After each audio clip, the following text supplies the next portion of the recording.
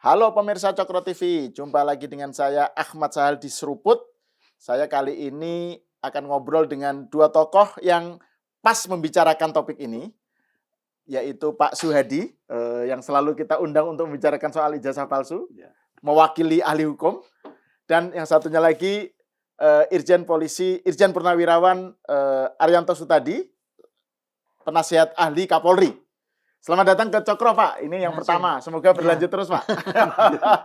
Nah, saya ingin bicarakan tentang perkembangan terakhir dari kasus tuduhan ijazah palsu ke Pak Jokowi ya. Dan kemarin itu kan selama ini kan wah, tunjukkan dong gitu kan. Pak Jokowi dianggap yang menjadi penyebab berlarut-larutnya kasus ini gitu kan, karena nggak tunjukkan. Nah, kemarin sudah ditunjukkan tuh di gelar perkara khusus sudah ditunjukkan ijazah Pak Jokowi SMA dan S1 ya. Iya, S1-nya. Ya. Ditunjukkan oleh penyidik gitu ya ke tersangka dan tim hukumnya. Peserta gitu. gelar lah. Ya, pesertanya, gelar khusus itu. Ya. Nah, tentu saja denial mereka kan, si Roy Suryo CS kan wah tetap menyangkal gitu. Tapi ada juga dari pihak mereka yang udah dihentikan aja penyidikannya gitu ya. Nah, saya ingin minta pendapat dari Pak Arianto dan Pak Suhadi ini. Sebenarnya ini gimana ngelihat perkembangan kasus ini setelah ijazah Pak Jokowi ditunjukkan ke para tersangka dan tim pengacaranya itu. Silakan Pak Arianto dulu. Ya. Baik, terima kasih. Saya mengamati ini ya, kasus ini ya Pak ya. Kasus ini ijazah palsu ini. Kalau di mata saya ini bukan masalah kasus antara sengketa pidana. Tetapi ini adalah sengketa antara dua kelompok. Satunya kelompok yang pro Pak Jokowi, yang satunya itu kelompok yang pembenci Pak Jokowi. Ya. Judulnya adalah pakai ijazah palsu kan. Dilaporkan sementara yang pembencinya mengatakan Pak Jokowi menggunakan ijazah palsu. Sementara dari yang pro Pak Jokowi ijazahnya asli. Oke. Sementara yang membenci itu tadi pakai teori mereka sendiri pembuktiannya, pakai penelitian alasannya kan gitu kan dan sebagainya, membandingkan ini dan sebagainya dan yakin bahwa itu palsu. Sementara yang dari pro Pak Jokowi itu sudah melaporkan melalui hukum. Jadi di satu sisi mereka pakai pembuktian yang menurut mereka sendiri harus diakui oleh masyarakat melihat medsos, yang satunya lagi melalui jalur hukum. Kan itu tidak akan selesai Pak, karena apa, masing-masing menganggap dirinya benar, masing-masing memframing gitu. Ya. Nah ini tadi kalau berkaitan dengan berkepanjangannya kasus ini Pak, kalau saya baru tadi saya simpulkan ya, kita itu sekarang itu ibarat melihat sandiwara aja Pak. Sandiwara yang diorkestrasi oleh media termasuk medsos maupun TV itu menampilkan orang yang perwakilan dari pro dan yang kontra, mereka saling diadu. Nah sayangnya yang diadu di lapangan itu kan memang betul-betul getol ya masing-masing menunjukkan ini. Bahkan sampai kayak mau berkelahi gitu ya. Saya sendiri dulu pernah kayaknya udah mau berantem gitu. Padahal ya akibat kita tampil di situ itu, publik yang ngelihat terbelah kan Pak. Makin terbelah antara yang percaya dan tidak gitu. Dan itulah yang saya tidak terima Pak. Saya makanya hadir, tujuan saya adalah ingin menceritakan apa yang sesungguhnya terjadi. Ini tadi saya klarifikasi, ini ibarat sandiwara aja Pak. Karena apa? Karena yang figur-figur yang termasuk saya sendiri mau berantem Pak Kosinudin dengan Pak Roy Suryo, kalau ketemu, Pak, baik-baik.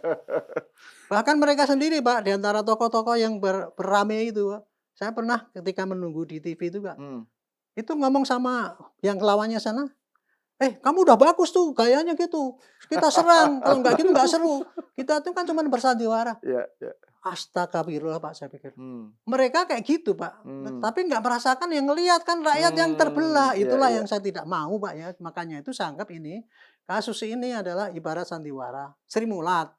Cuman bedanya kalau Sri Mulat itu orang lihat ya berantem gitu, wah antara siapa tuh badut ini dengan badut itu. Misalnya antara Timbul dengan Basuki kan gitu mau berantem kayak gitu. Mau berantem ternyata belakangnya cuman kayak gitu.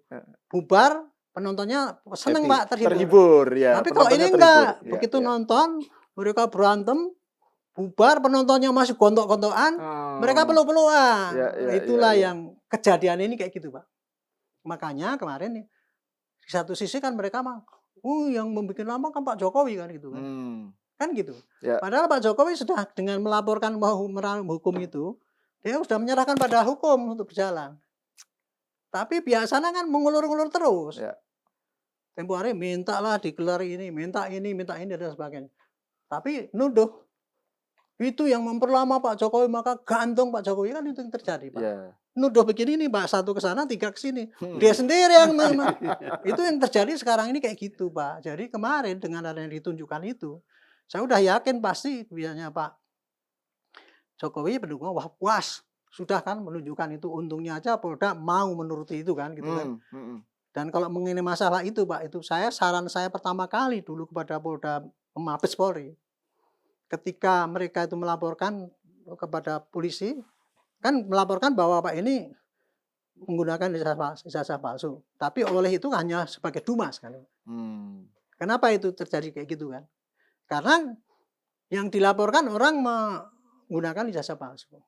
Polisi itu Pak kalau dituduh gitu, pasti dia akan tanya mana buktinya.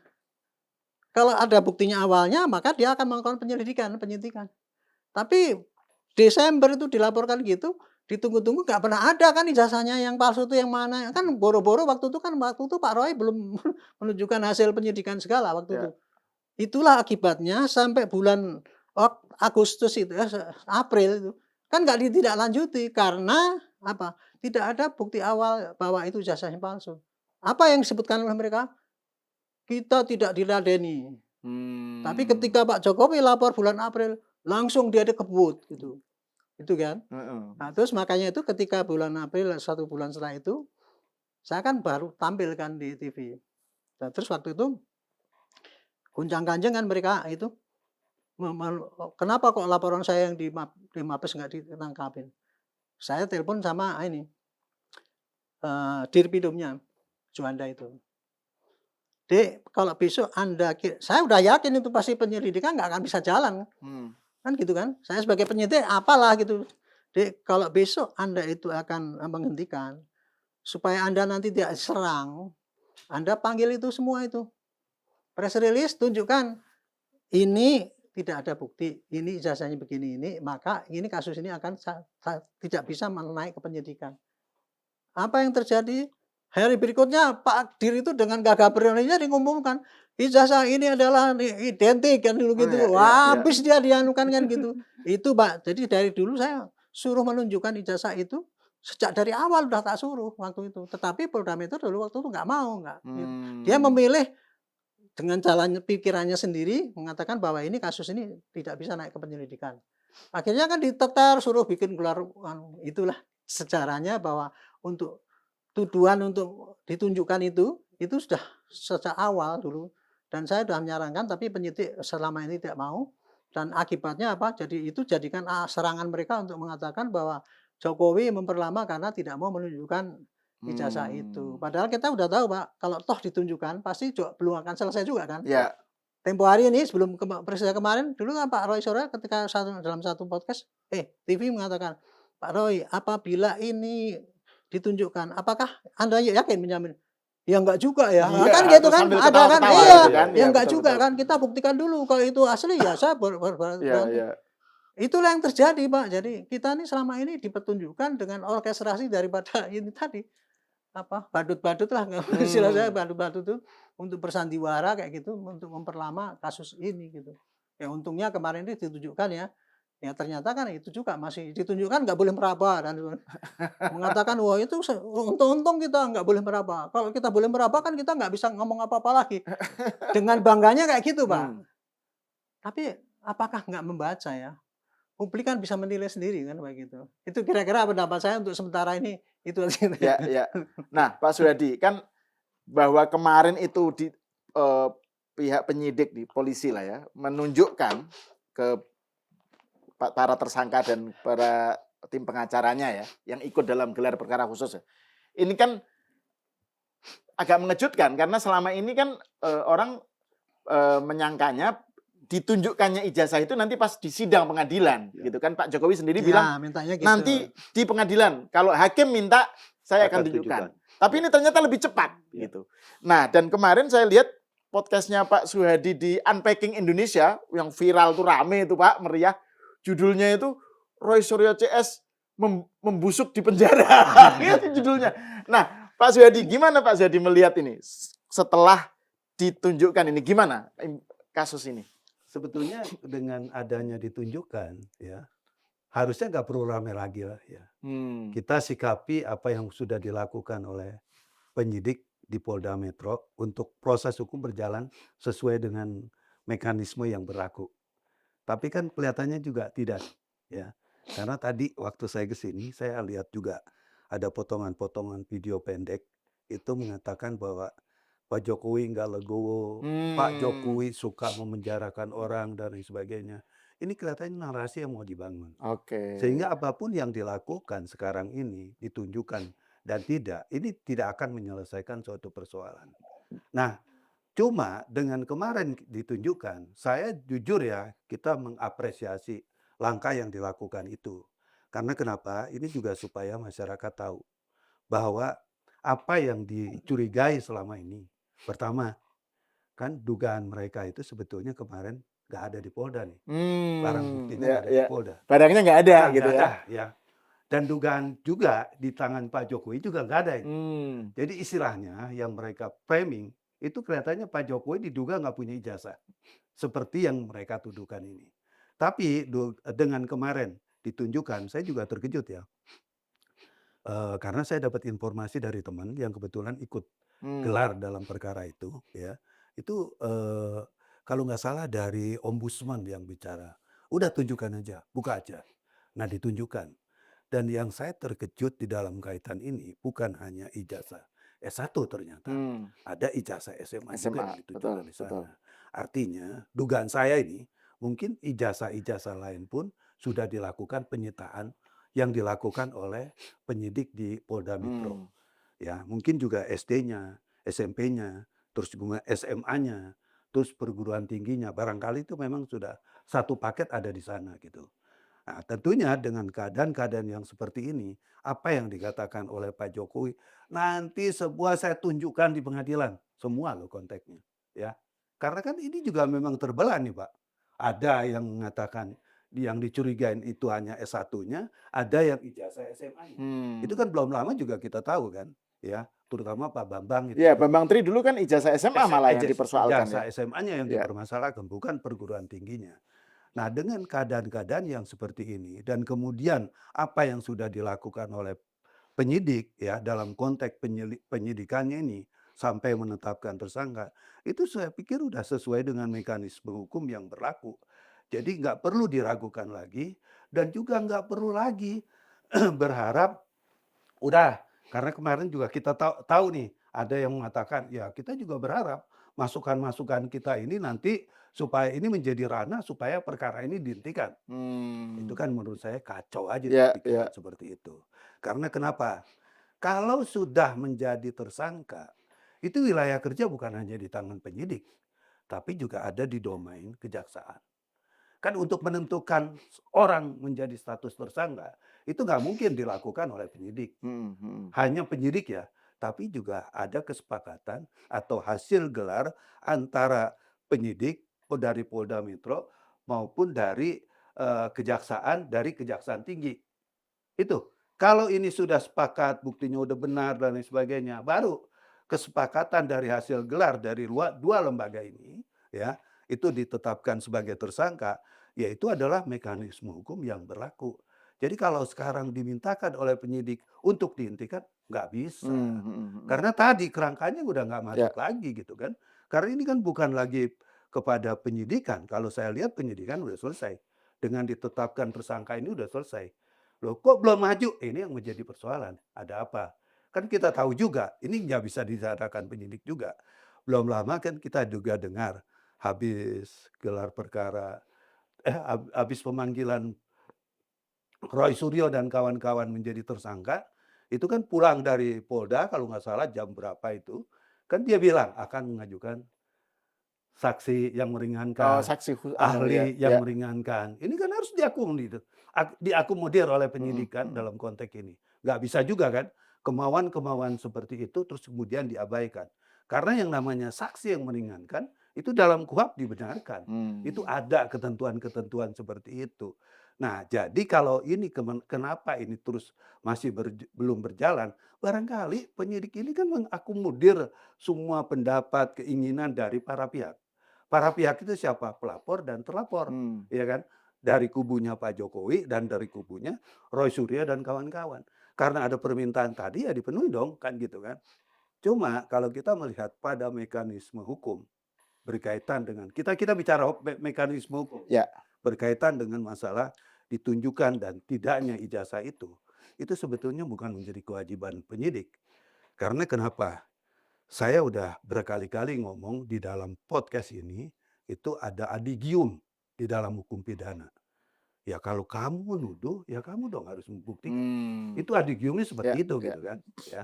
Tapi terlepas daripada persoalan-persoalan seperti itu, dengan telah ditunjukkannya persoalan-persoalan yang selama ini dipertanyakan, bukan dari kelompoknya Roy Suryo dan kawan-kawan, tapi juga dari masyarakat-masyarakat yang kelihatannya mendukung Roy Suryo nih kan. Seperti Benny Kaharman kemarin juga Hmm. ngomong, terus kemudian juga, dari siapa Denny itu, Indrayana. Denny Ya, Indrayana dan ya. teman-temannya. Tunjukin dong, berapa sih susahnya tunjukin? Sekarang sudah ditunjukin. Kita terus mau tahu sebetulnya, setelah ini ditunjukkan gimana reaksinya, Hmm. gitu kan. Jangan juga terus kemudian, ada narasi, Pak Jokowi itu jahat, Pak Ya. Jokowi itu nggak negarawan dan lain sebagainya." Loh ini masalah hukum, Iya. bukan masalah lagi perasaan. Kalau saya jadi Pak Jokowi itu sakitnya seperti apa Hmm. dibegitukan, gitu kan. Ini kan istilah yang dikatakan oleh Pak Jokowi, "Saya sudah direndahkan serendah-rendahnya, Dihinakan dihina sehina-hina. sehina-hinanya." Ini kan bukan persoalan lagi pada masalah mekanisme beliau sebagai seorang negarawan. Dulu pada waktu jadi presiden ya, itu kurang apa sih hinaan-hinaan yang, apa namanya, yang datang hadir di tengah-tengah Pak Hmm. Jokowi, anak PKI, Hmm. pelangak, pelongo. Tuduhan-tuduhannya itu Pak ya, Iya, iya kan, serangan-serangannya itu ya. nggak bisa kerja dan lain Mhm, mhm. sebagainya. Pak Jokowi ngelawan, Pak Jokowi bereaksi, tidak. Dan ini juga kan kasus ijazah ini kan sudah lama bergulir kan, gitu kan. Tapi apa yang dilakukan Pak Jokowi pasti saja nggak ada reaksi yang sifatnya, menyerang Hmm. seseorang dan lain sebagainya. Tapi kalau ini juga dibiarkan, ini kan menjadi persoalan-persoalan hukum, itu yang tidak mendidik. Nggak mendidik dong. Kalau kemudian ini dimaafkan dan lain sebagainya, menurut saya nggak akan mendidik dan tidak akan berkesudahan, ya. Hmm. Seperti kemarin saya bilang, ya. Kalau ini juga nanti diselesaikan, apa namanya, ada RJ lah istilahnya, Ya. restoratif justice. Apa itu bisa selesai? Tidak. Barangkali nanti muatan-muatan Roy Suryo baru itu akan bermunculan. Hmm, hmm. Karena kan memang seperti yang dikatakan banyak orang, ini bukan kasus pidana biasa, bukan persoalan selembar ijazah, tapi ada muatan politik yang Nah. begitu besar. Coba kita lihat sekarang, kok bermunculan tuh partai-partai yang kita katakanlah besar. Mhm. Partai-partai yang punya dulunya bersahabat dengan Pak Jokowi, ikut juga nimbrung, ikut juga ngomentarin kan gitu kan. Sebetulnya sederhana ya. Saya kemarin, salut juga dari pendapat seseorang itu. Sebetulnya kalau PDIP mau legowo dalam persoalan ini, karena yang pertama kali melihat ijazah Pak Jokowi pada saat, apa, pilkada di apa, Solo, pemilihan wali wali kota kota ya, di Surakarta Solo, ya, ya. itu kan sudah dilakukan Mhm. 2 kali loh. Terus di DKI. Terus juga menjadi apa, capres dan capres 2 kali. Ya. Berarti 5 kali harusnya. Tapi ini kenapa juga kok didiamkan? Hmm. Malah kemudian ikut dompleng-dompleng, tunjukin dong. Ini kan persoalan. Nah sekarang sekali lagi, dengan keadaan-keadaan yang sudah ditunjukkan ini, sekali lagi kita mau lihat reaksi masyarakat seperti apa. Karena saya udah bilang, ya pembuktian dari sebuah produk, ya perguruan tinggi itu bukan dinilai dari kertas, Hmm. ya, dari ijazah, bukan. Kalau cuman itu, saya udah pernah katakan juga nih, kalau cuma itu tidak didukung dengan alat bukti, ya kita katakan itu juga nggak benar, ya. Karena ijazah ini kan harus didukung dengan perkuliahannya, kemudian juga nilainya, Hmm. dosennya, Ya. teman-teman kuliahnya. Benar nggak mereka lakukan itu, Pak Jokowi lakukan itu di Itu sana? yang disebut Pak Suedi Wisuda. sebagai bukti material itu Pak ya. Iya, kalau dalam hukum pidana ini bukti material, Hmm. ya kan? Bukti yang memang secara hakiki itu harus ada. Kalau enggak secara kertas ini nggak akan ada artinya gitu kan. Jadi kalau mereka nanti masih menarasikan hal-hal yang negatif, artinya mereka itu memang tujuannya bukan mau menyelesaikan atau menggambarkan ijazahnya Pak Jokowi itu asli atau tidak, bukan. Tapi memang tujuannya politik gitu kan. Hmm. Tujuannya bukan untuk menjelaskan kepada masyarakat benar atau tidaknya ijazah, tapi tujuannya tujuan nggak baik, tujuan-tujuan yang saya katakan ada mens rea di sini, ada Hmm. niat jahat di sini. Itu yang saya lihat sekarang. Dan tujuan politik itu larinya ke 2029 gitu Pak ya. 2029. Ya, Kalau ya. saya lihat seperti itulah Ya. parameternya. Nah itu Pak Arianto, kalau memang ini kan juga Pak Jokowi sendiri bilang kan ada operasi politik, ada orang besar di belakang kasus ini dan seterusnya ya. Dan sekarang ini tadi yang seperti Pak Arianto bilang bahwa ini yang terpolarisasi kemudian publik gitu kan. Kalau pertunjukan Sri Mulat publik terhibur gitu kan, ada gontok-gontokan di panggung, Selesai itu selesai publik terhibur. Tapi kalau ini gontok-gontokan di panggung terus selesai publik terbelah gitu. Nah, kalau ini kan menunjukkan juga ada aspek politik di sini, Pak. Nah, itu seberapa jauh aspek politik ini kemudian berdampak kepada kinerja penyidikan, Pak. Jadi ini kan sekarang sudah tahap sudah ditunjukkan ijazah Pak Jokowi kan di gelar perkara khusus. Tapi kan ada aspek politiknya, Pak. Nah, ini seberapa jauh itu berdampak kepada kelanjutan biar gercep gitu, Pak? Itu ya, saya bukan orang politik ya, Pak. Ya. Meskipun saya menganalisis bahwa ini bukan kasus pure pidana. Karena saya hanya pengalamannya di bidang penyidikan pidana. Sehingga saya bisa mengatakan untuk kasus sesimpel ini, Pak. Hanya penghinaan, kan kasusnya cuma ujaran kebencian, itu kasusnya simpel, Pak. Oke. Kalau kasusnya itu tidak ada muatan politik, kalau saya penyidiknya itu, Pak ya, saya sanggup 1 bulan 2 bulan udah langsung disidangkan itu. Buktinya nggak perlu banyak-banyak, satu aja itu bukti digital itu, kemudian kita panggil saksi ahli, Pak ini termasuk ujaran kebencian apa tidak, kemudian saya sita itu, kemudian saya panggil saksi-saksi, saksinya nggak usah banyak-banyak, 3-4 orang aja saksi ahli. Saksi yang menyaksikan itu kan ini rekaman ini nggak sampai 712, nggak susah, 20 bisa aja cukup. 1 bulan kirimkan ke jaksa, langsung diperiksa, kalau memang memenuhi syarat ya pasti terus, kalau enggak langsung dihentikan. Selesainya gitu, Pak. Tapi ini karena muatan politiknya dari pertama kali ada, Pak. Ini jadi nggak selesai itu kan gitu. Itu dugaan saya ya, Pak. Saya alhamdulillah ternyata Pak, teori saya yang dulu pertama kali saya mencetuskan bahwa ini kasus ini adalah antara pendendam dengan yang Pak Pro itu tadi. Ya. Pendendam itu ada 4 kriteria saya dulu ya. Pendendam Jokowi ya? Iya. Pendendam Jokowi dengan yang pendukung Jokowi. Iya, pendendam Jokowi. Bukan sekedar pembenci nih Pak ya, pendendam ya. Apapun isinya pendendam atau apa pembenci itu. Ya. Ada 4 kriteria dulu saya Pak. Kriteria pertama adalah orang yang pernah dipecat. Bapak lihat ya siapa itu yang pendendam itu. Yang kedua, yang partainya dibubarin, kelompoknya. Yang ketiga, yang kalah perang. Istilah saya kalah perang aja lah, supaya lebih humanis gitu ya. Jadi kalah perang di pilpres maupun di pilkada. Terakhir adalah kekuatan asing, Pak. Amerika yang nggak suka dengan kita karena Freeport diambil, dan Eropa yang karena nggak suka karena WTO-nya dilawan oleh Pak Jokowi kan itu. Sehingga ini akan menimbulkan kekacauan terus dalam negeri Indonesia supaya kacau terus. Kira-kira begitu, Pak. Kalau yang kelompok ini tadi kan ya karena kesalahannya itu kan dia kan melampiaskan kekedamaian. Itu yang terjadi sesungguhnya, Pak. Itu. Tapi judulnya kan dengan ijazah palsu. Nah, kalau ijazah palsu itu adalah kasus pidana, Pak. Maka peranan polisi adalah menyelesaikan gangguan Kamtibmas yang masuk di dalam ranah pidana melalui penyidikan. Tugas pokok polisinya kayak gitu, Pak. Nah, sekarang penyidikannya dimulai dari apa? Dimulai dari adanya LP, Pak. LP-nya ada 2 kan masuk kan. Yang satu LP yang disampaikan oleh kelompok pendendam itu di Mabes Polri, tapi bukan LP diterimanya karena apa? Ketika dilaporkan tidak ada bukti awal, sehingga Pak Barreskrim tidak bisa melanjutkan dengan penyidikan. dihentikanlah itu. Sementara, tapi kan itu tuduhannya adalah menggunakan ijazah palsu, Pak. Bukan ini ijazah Pak Jokowi palsu asli atau bukan. Menuduh Pak Jokowi menggunakan ijazah palsu. Bukti awalnya adalah harusnya, ini loh Pak, ijazah yang palsu itu yang digunakan, itu bisa ditindaklanjuti polisi dengan penyidikan. Tapi kan karena itu tidak, akhirnya dihentikan. Kan gitu kan.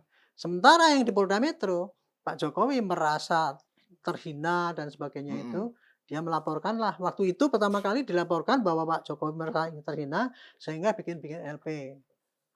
Nah, tapi kemudian disertai dengan yang kelompok-kelompok yang itu, kelompok Pak Jokowi kan. Laporan di 3 polsek, relawan, isinya bukan hanya mencemarkan tapi ujaran kebencian. 3 atau 4 daripada LP itu dikumpulkan jadi satu, diperiksalah oleh Polda Metro. Penyidikan kan gitu. Penyidikannya itu tadi ngumpulkan bukti, menurut hemat saya cuma cukup 20, tapi ternyata sampai waktu itu 4 bulan pertama 500. Bahkan kemarin ketika itu setelah 6 bulan 700 kan gitu. Itu pun Polda Metro masih belum berani menahan ataupun memberkas. Itu kan. Nah, kalau saya pribadi, saya tidak menyuruh harus ditahan, enggak. Penahanan itu enggak penting bagi saya. Yang penting berkas itu selesai.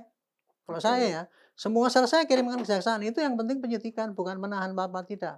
Nah kemarin itu kalau Polda Metro ikut menahan, nanti disangkanya mengikuti gendang daripada yang pro Pak Jokowi kan gitu. Makanya itu Polda Metro dalam hal ini dari penyidikan itu tadi agak, menurut saya penyidikan ini menjadi lama. Karena itu tadi, karena kasus ini muatannya politis. Jadi Polda Metro dalam menentukan sikap itu, perkembangan itu, bisa melihat perkembangan di lapangan juga, Pak. Gitu. Kemarin itu ya menurut saya, menurut ukuran saya, Pak, begitu sudah ada 700, kemudian 130 saksi dan sebagainya itu, yang bersangkutan kan masih minta saksi tambahan itu kan, yang meringankan. Padahal kesempatan itu, Pak, memberikan saksi yang meringankan itu sudah diberikan kesempatan pertama, Pak, sejak April, sejak dipanggil klarifikasi itu. Saya menerangkan pada mereka ini, Pak, yang namanya klarifikasi itu kesempatan daripada pihak yang terlapor untuk menyampaikan pembelaannya, saksi-saksi yang menunjukkan bahwa dia tidak salah. Tapi yang dikerjakan oleh mereka kan lain, Pak. Saya nggak mau jawab. Itu nggak ada kaitannya dengan saya kan.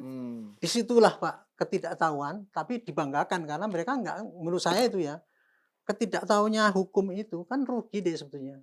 Tapi dibanggakan sebagai itu suatu, wah saya orang inilah berani atau gini, nggak salah kok gitu. Sudah dikasih kesempatan dulu, Pak. Sampai 6 bulan diperiksa itu kemarin sudah ditentukan gitu, masih mau ngajukan lagi kan. Ngajukan lagi. Polda Metro masih bagus. Ya oke, saya terima. Menurut saya itu keterlaluan juga itu ya. Gitu. Oke, terima. Nek saya jadi penyidik, Pak. Oke, saya terima. Ajukan besok. Jangan tunda-tunda. Tapi kan ini enggak. Ya silakan ajukan. 1 bulan yang lalu sampai sekarang enggak ngajukan juga. Buying time itu ya. Ngulur-ngulur ini itu. dalam hal ini kayak gini ini siapa yang memperlama, Pak? Gitu. Kan gitu kan. Nah, saya pikir juga kenapa Polda Metro juga lama-lama juga kan gitu kan. Karena ini kasus politik, Pak. Pasti ada juga intervensi, pasti ada, Pak. Dari pihak pro dan kontra para politikus itu, sehingga Polda Metro cukup hati-hati nih.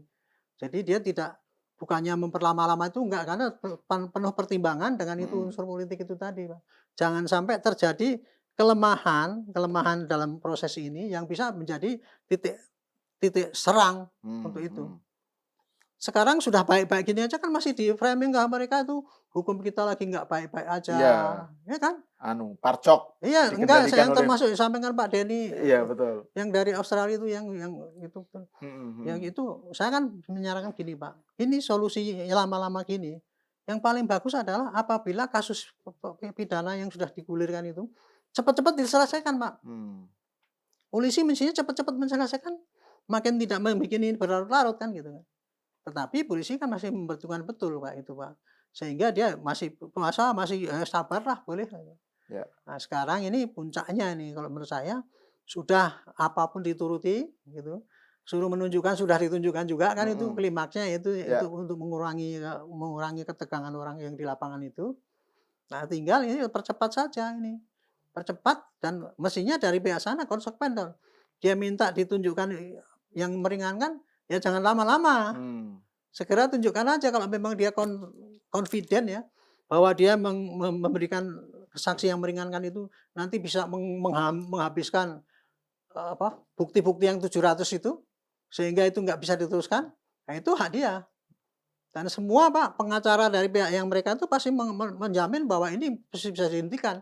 Seperti tadi kalau Pak Suhadi bilang ya itu nggak mungkin kan. Yeah. Tapi bagi mereka harus mungkin kan gitu. Itu kan memang itu kayak kan gitu. salah satu tim hukumnya kan menyatakan gitu. Ya. Ini Ya semua kayak gitu. Kenegarawanannya penyidik harus dihentikan kasusnya gitu. Ya kayak gitu kan terus sebenarnya.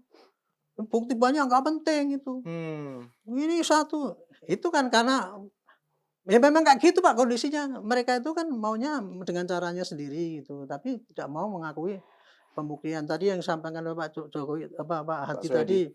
Kalau mau membuktikan ijazah itu harusnya pakai gini, teorinya kayak gini Pak. Dalam teori penyidikan itu Pak, kalau ijazah palsu itu pembuktiannya ya kayak gitu Pak. Uang palsu kita membuktikannya kemana? Enggak ke hakim Pak.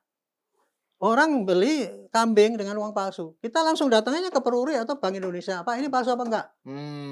Otomatis kita bisa langsung jerat orang yang beli itu tadi.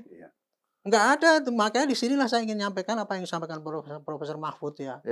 Mengatakan bahwa ini enggak bisa polisi mengadili ini jasa asli apa harus hakim yang banyak kan Profesor sekarang ngomong gitu kan. Ini saya luruskan di sini. Yang dituduhkan itu Pak bukan masalah ijazah asli atau palsu, menggunakan ijazah palsu. Yang dilaporkan ke Bareskrim, ketika dilaporkan Bareskrim mencari mana ijazah palsunya nggak ketemu. Jadi kan dia nggak bisa meneruskan penyidikan menggunakan ijazah palsu. Kemudian yang diproses di Polda Metro, yang dilaporkan kan ada memfitnah. Fitnah ini bisa jalan Pak, kalau terbukti ternyata ada ijazahnya itu benar gitu. Kan harus dibuktikan. Polda Metro pun mencari bukti ini Pak untuk mendukung, dia masih tanya UGM segala. Polda Metro begitu mencek ke UGM, oh ternyata ini secara teoritis ini memang itu asli, berarti kalau ini asli berarti kan ini bisa jalan. Itulah yang terjadi sekarang ini Pak. Jadi Polda Metro itu pasti bukan hanya mengacu pada hasil penyidikan dari Bareskrim, tapi juga dia melakukan penelitian sendiri juga. Itu kan disita bulan Juli itu kan. Ya enggak? Nah itu dia menyita ke situ. Begitu dia menyita, dia melihat oh ini asli. Tanya orang UGM semua, diundang semua sampai teman-temannya yang itu saksi-saksi yang satu angkatan, yang satu ini kan semua ada. Yakinlah bahwa itu ijazahnya Pak Jokowi itu memang berijazah di situ. Bukan masalah ijazahnya itu asli apa enggak. Tapi Pak Jokowi adalah lulusan UGM, berarti dia secara sah memiliki ijazah. Sekalipun dia pada saat ini mungkin dia nggak nyimpen ijazah aslinya, tapi dia sah menggunakan ijazah. Jadi tuduhan bahwa dia menggunakan ijazah palsu itu, itu nggak benar. Artinya ujaran kebencian itu terbukti. Itulah posisi hukumnya kayak gitu Pak. Nah terakhir saya ingin jawab kenapa kok ini lama itu tadi ya. Itu tadi karena ini kasus politik, Polda Metro tidak akan mungkin berjalan dengan hanya melihat pada kacamata hukum, tapi juga dia harus melihat juga perkembangan di lapangan supaya jangan sampai dia nanti diserang dengan kelemahan yang kecil-kecil itu, gitu. Sehingga akhirnya apa yang kerjakan yang selama ini dikerjakan sudah 700 bukti dikumpulkan, kalau dia ada kelengahan dikit bisa kan dibatalkan gitu. Kira-kira gitu Pak. Ya. Nah itu Pak yang soal ini menarik nih pernyataan Pak Arianto yang soal bahwa itu soal penahanan itu kan ditahan atau enggak itu bukan di situ masalahnya gitu kan. Dan Pak Suhadi pernah bilang bahwa penahanan itu adalah kewenangan subjektif kepolisian ya. Betul. Nah ini kan sekarang kita semua pengen segera kasus ini berakhir gitu kan, cepat gitu. Tapi di sisi lain kan ada yang namanya framing dan penarasian yang tadi Pak Arianto bilang adu panggung. Pertempuran narasi gitu kan yang itu masih berlanjut terus kalau ini tidak ada penahanan gitu kan, ada argumen begitu. Jadi kenapa perlu ditahan supaya tidak gaduh lagi, supaya publik itu tidak polusi soal ini itu tidak berkelanjutan gitu. Nah menurut Pak Suhadi dengan ditunjukkannya ijazah Pak Jokowi kemarin itu Gimana melihat ini soal prospek penahanan itu, Pak? Jadi begini, kalau berkaitan masalah ditunjukkan ya, dan sekarang sudah ditunjukkan, itu kan masalah kebenaran, Hmm, masalah fakta dari bukti yang ada. Karena kan dugaan yang mereka bangun itu bukan menyangkut masalah ijazahnya saja. Jangan-jangan itu nggak ada di Polda tuh. Nah itu kan yang ya, ya. di mereka juga kan. Jangan-jangan Pak Jokowi juga nggak punya tuh ijazahnya. Itu kan. Nah dengan kemarin ditunjukkan bahwa itu ada di Polda, ya sudah dilakukan penyitaan, harusnya ini clear. Ya, memang itu ijazah ada di Polda, Ya. ya, dia dalam rangka proses penyidikan, ya, untuk nanti diproses ke pengadilan. Nah, kalau kita melihat dalam kacamata persoalan hukumnya dengan ditunjukkan ini, dan kemudian juga dia tidak banyak berkomentar seperti yang kemarin di podcast saya, Hmm. ya itu nggak banyak komentar nih dia. Dalam arti dia masih meraba-raba nih ya. Ini kok jadi seperti ini ya, jadi kejadiannya. Mungkin dia bingung sendiri. Anu Gitu. tim anu RCS ini ya? Iya, Rosario SAS ini. Kayak kaget gitu, Pak, atau Kayak gimana? kaget, kayak Ya. kaget. Karena kan dugaan bahwa nggak ada di Polda, itu sudah ada di Polda, itu kan suatu apa namanya, serangan yang menurut saya kacau buat mereka, memukul buat dirinya sendiri. Nah, terkait masalah penahanan, ini memang yang menjadi persoalan-persoalan krusial ya. Karena kenapa? Kan saya juga pernah bilang di sini, kalau tidak dilakukan penahanan, kegaduhan ini nggak akan berhenti. Hmm. Tujuan bagaimana dilakukan penahanan, itu kan bukan seperti yang kemarin juga dinarasikan banyak orang. Karena yang namanya penahanan itu diduga akan melarikan diri, diduga akan menghilangkan barang bukti, diduga akan mempersulit pemeriksaan dan lain sebagainya. Nah, dari ketiga poin ini itu kan sudah terpenuhi ya. Dia tidak melarikan diri, kooperatif, alat buktinya juga ada disita lah ya. Tapi ya dalam konteks penyidikan kalau kita melihat orang bisa ditahan dan tidak, satu mereka melihat kepada unsur dari pasal yang diterapkan, ya itu di atas 5 tahun nggak? Hmm. Kalau di atas 5 tahun itu alasan subjektif juga. Terus ada persoalan apa lagi di sini? Kan kegaduhan ini juga barangkali harus menjadi ukuran buat penyidik untuk melakukan penahanan. Karena kenapa? Tadi saya udah bilang kok, ini kalau di luar terus, mereka ini gaduh terus kok. Hmm. Terus memang kita mau seperti ini terus? Kan juga nggak mau dong. Ya tadi Pak Ari udah ngomong, ya dengan keadaan-keadaan yang gaduh seperti ini, kalau Sri Mulat lagi manggung, itu ada happy endingnya. Iya. Terus orang yang nonton juga happy, tapi Hmm. ini kan terbelah, ya saling musuh-musuhan. Sekarang nih contoh nih, saya punya teman nih, yang kebetulan ada di kelompok sana. Hmm. Mereka kalau ketemu saya buang muka, Hmm. mereka kalau ketemu saya jauh-jauh pergi. Nah ini kan persoalan yang nggak baik yo, Ya, nggak ya. bagus dalam kaitan ini. Makanya kalau menurut saya, dan saya setuju dengan teman-teman yang kemarin juga sudah meminta kepada Polda ya untuk segera dilakukan penahanan. Karena kenapa? Kita berharap kan negara kita lagi membangun. Hmm. Supaya kegaduhan ini berhenti gitu kan Ya. maksud saya. Ke depan kita menatap nih Indonesia yang mau maju ini, yang mau hebat ini. Kan itu dong yang harus dipikirkan. Karena dengan dia ditahan ya, artinya juga ini ada suatu jawaban ya bahwa penyidik dalam konteks ini melihat pada sisi-sisi negatifnya. Apa sisi negatif? Sisi negatif itu tadi kegaduhan. Hmm. Kan ini juga harus dipikirkan sebagai narasi hak subjektif tadi gitu kan. Hak subjektif untuk bisa melakukan penahanan gitu. Nah terus kemudian apa sih juga kalau seandainya ditahan ini? Kalau udah ditahan itu ada ketentuan-ketentuan hukum yang ngatur, ya kan? Ya, dia juga nggak bisa sembarangan tuh mengajukan yang saksi yang meringankan, ya kan? Sampai sekarang katanya juga nggak pernah diajukan. Tapi kalau dia ditahan itu ada termin waktu, ya kan? Hmm. Yang harus dilalui. 20 ditambah 40 ditambah sekian lagi harus nyampe ke kejaksaan. 20 hari atau Iya, 40 hari atau iya. ya. Itu kan alat memaksanya kan Ya, gitu ya, kan. ya. Kalau kamu nggak gunakan ini perkara akan dilimpahkan ke kejaksaan. Kalau kejaksaan itu hanya ada 2 pilihan kan, ya kan? apakah jaksa masih memberikan petunjuk lagi, berarti proses penyidikan akan berlangsung lagi. Tapi kalau udah dinyatakan ini lengkap, berarti P21.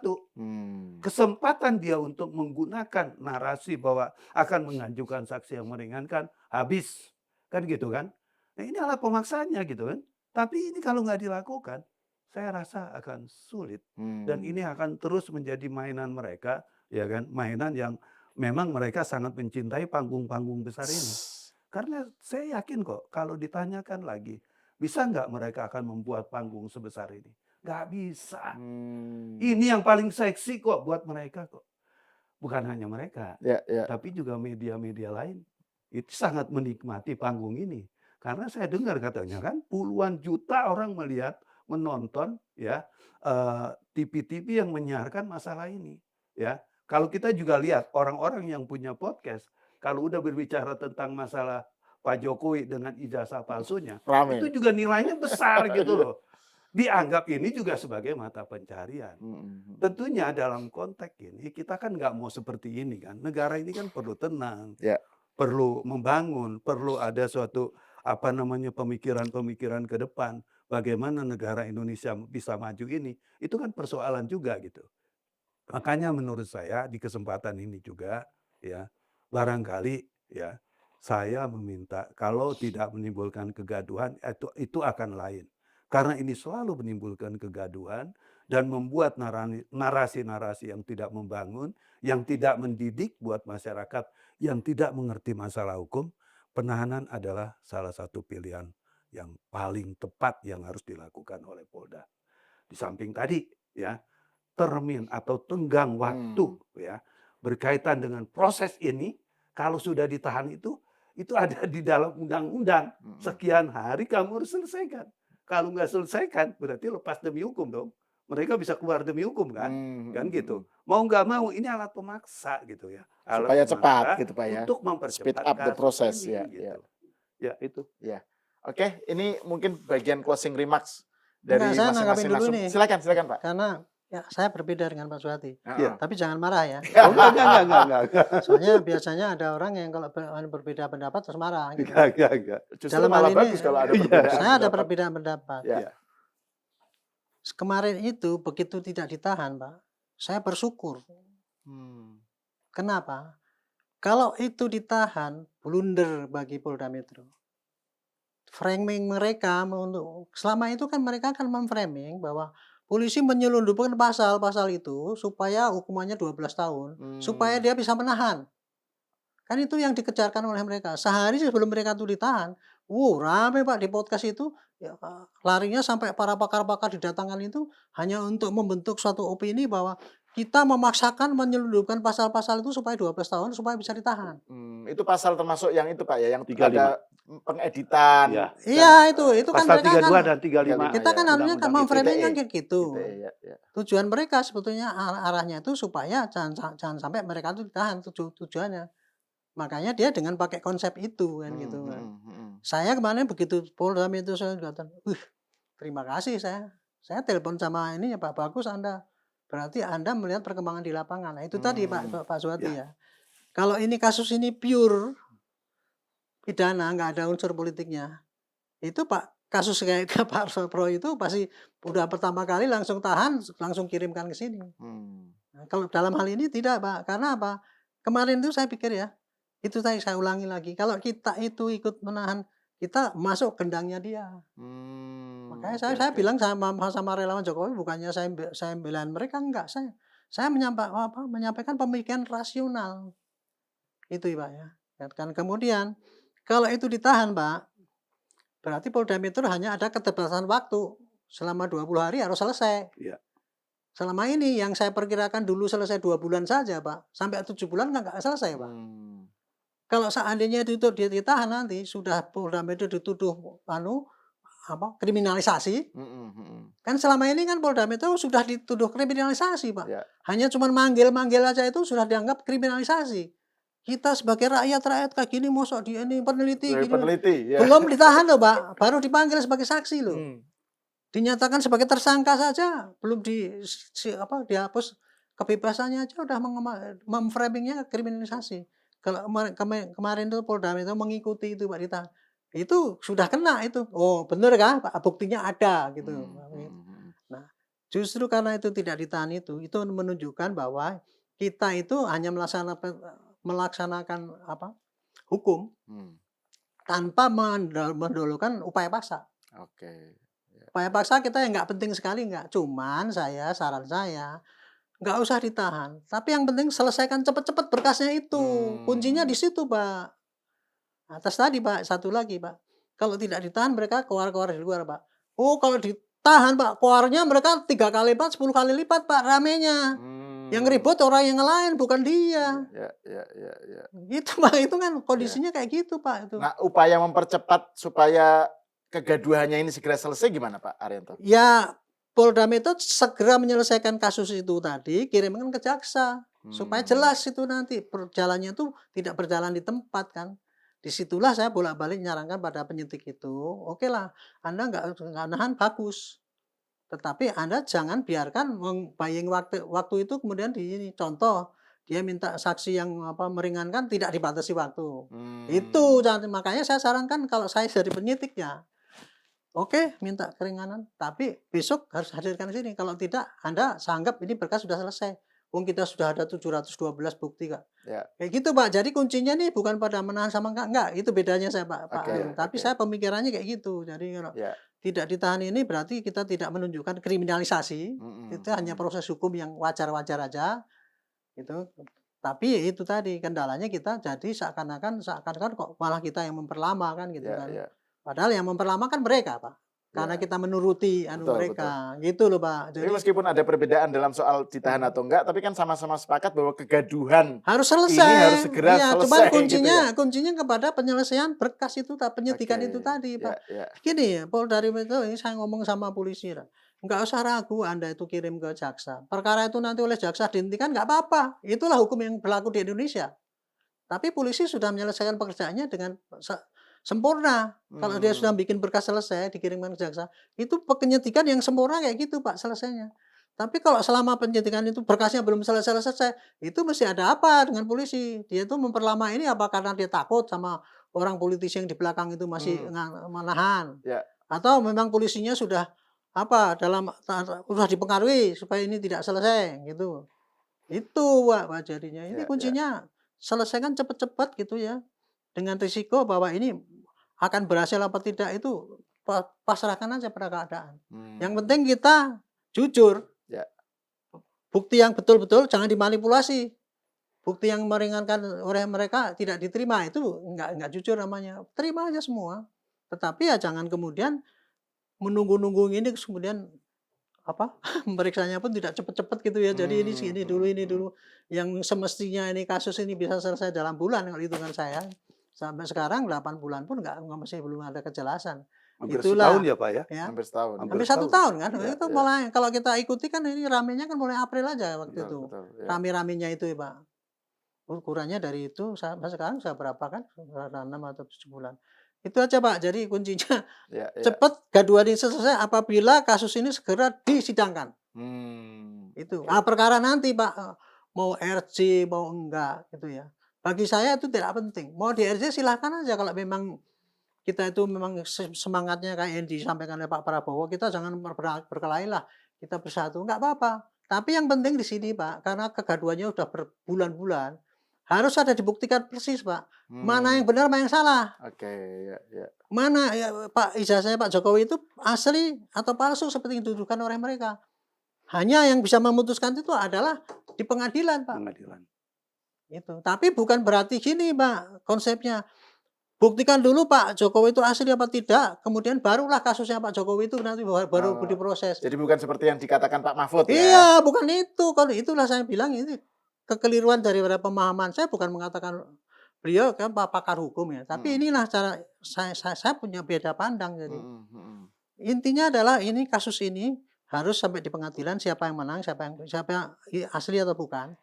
Untuk pada publik, Pak, siapa yang selama ini membohongi rakyat? Apakah Pak Jokowi membohongi rakyat sehingga dia pakai ijazah palsu? Atau ini yang menuduh membohongi rakyat bahwa dia itu peneliti, kan gitu kan? Itu hanya di pengadilan, Pak, karena negara hukum itu kalau ada sampai orang berkelahi tidak bisa damai, ya hanya di pengadilan, Pak, ujungnya. Jangan dipelesetkan lagi, oh pengadilan kita kan sekarang lagi tidak baik-baik saja. Itu kan. Jadi kalau gitu selesaikan aja dengan tunjukkan. Nah, sekarang udah tunjukkan selesai enggak? Kan enggak. Itu mana? Itu Pak kira-kira pandangan saya, Pak. Oke, saya kira ini juga sekaligus mungkin ada Pak sebagai closing remark singkat dari Pak Suhadi dan nanti sekaligus kita Saya setuju menutup. dengan Pak Hari bahwa proses hukum ini harus berlanjut sampai ke pengadilan. Karena kita sekarang tidak mengenal lagi wasit-wasit di luar itu. Kita hanya mempercayai wasit yang sesungguhnya adalah pengadilan negeri yang akan memutus perkara ini.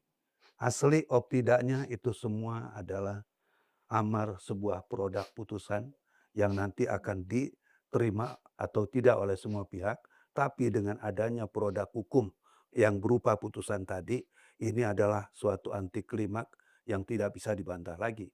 Karena negara kita ini negara hukum, bukan negara kekuasaan. Kalau sudah ada produk hukum, asli dan tidak persoalan ini, saya yakin lambat atau cepat ini akan mereda.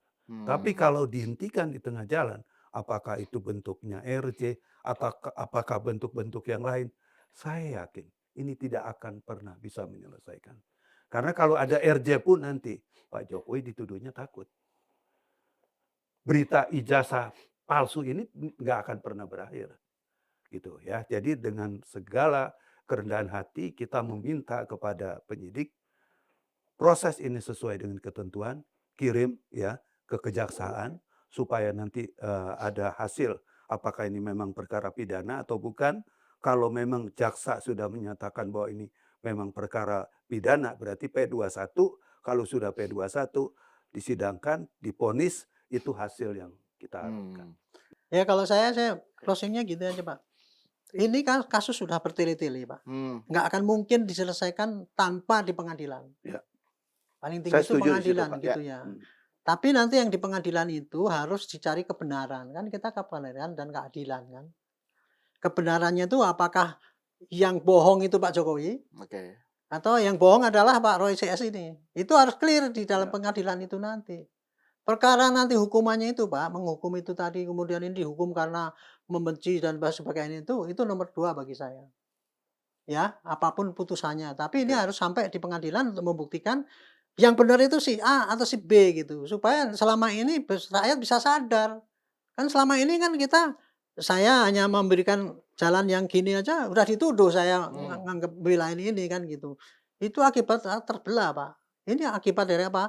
Situasi yang dibikin oleh orang yang 4 kelompok itu tadi Pak, yang bikin kita tuh tidak akur gitu lah. Inilah harus dihentikan dengan cara pembuktian di pengadilan bahwa ini yang benar, ini yang benar. Baru kayak gitulah mungkin pembelaan itu tadi bisa teratasi. Intinya memang gitu aja Pak. Jadi gitu. Itu saya jadi ingat Pak Arianto kan beberapa waktu lalu juga di satu acara menyatakan ada temannya guru besar yang tadinya nggak ikut-ikutan, tahu-tahu akhirnya terpengaruh gitu Pak ya? Iya, satu profesor dengan saya itu. Saya kok lama-lama percaya itu Pak ijazahnya Pak Jokowi itu palsu. Dari mana profesor ini? Dari mana Prof? Itu fotonya rambutnya tuh lah. Kayak gitu Pak. Jangankan orang biasa, profesor, ahli, sosiologi, hukum. Pandangannya kayak gitu Pak. Ini tadi ya solusinya ini tadi harus diadili sampai selesai mana yang salah mana yang benar. Nah, barulah itu perkara itu nanti hukumannya apakah ini dihukum karena mempermalukan dan sebagainya itu terserah aja. Itu yang kedua lah ya. Iya karena ini kan yang namanya mempermalukan itu kan bisa selesai kalau yang dipermalukan nggak apa-apa, memaafkan kan selesai kan. Kita dalam ini Pak, saya tidak dendam dengan mereka yang melakukan ini karena mereka meyakini benar ini. Kebenarannya kan, ini meyakini kebenaran juga. Nah ini kan harus ditunjukkan di dunia ini sebelum kita tuh mati. Gitu. Mana yang benar, mana yang salah. Gitu. Itu kira-kira Pak. Terima kasih pada Pak Suhadi dan Pak Arianto atas pencerahannya, atas diskusinya. Dan pemirsa sampai di sini dulu. Kita berjumpa lagi di episode Seruput Kopi berikutnya.